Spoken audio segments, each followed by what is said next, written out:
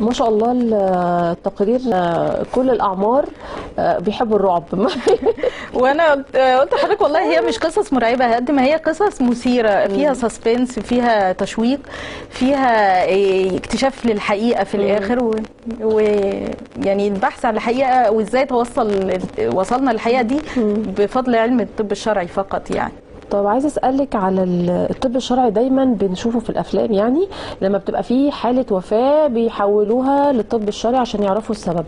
بتبقى حالات وفاه بس ولا ممكن يكون اتنين اتخانقوا وعوروا بعض فالطب الشرعي بيكشف ده؟ لا طبعا يعني هو الطب الشرعي مش بس حالات وفاه يعني، مش لازم نصل بالقصه للوفاه يعني، مكن قبل كده يعني نلحقهم يعني نلحقهم قبل ما يعني ممكن مجرد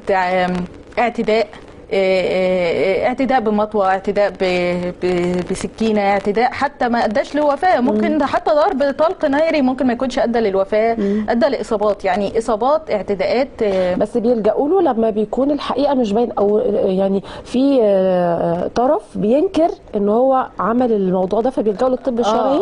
هو اي حاله اعتداء هي لازم تتعرض على الطب الشرعي يعني، علشان يحدد حتى لو في جاني ومعترف وكل حاجه، لازم برضو بيحدد مدى الإصابة ومدى خطورة الوضع، هل هتسيب عاهة مستديمة ولا لا، نسبة العاهة قد ايه، لأن كل ده بيفرق في الحكم بعد كده على الجاني يعني. يعني لازم يحدد بالظبط الجناية دي اللي حصلت أو جنحة أو مقدارها قد ايه ومدى خطورتها قد ايه، وهل هتأثر في حياته بعد كده ولا لا.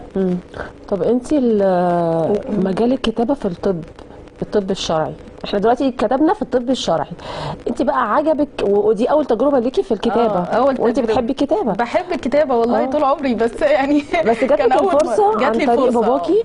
احنا عايزين نقول ان باباكي توفاه الله يرحمه، الله يرحمه، بعد ما حققتي له امنيته الحمد لله بعد المعرض بشهرين.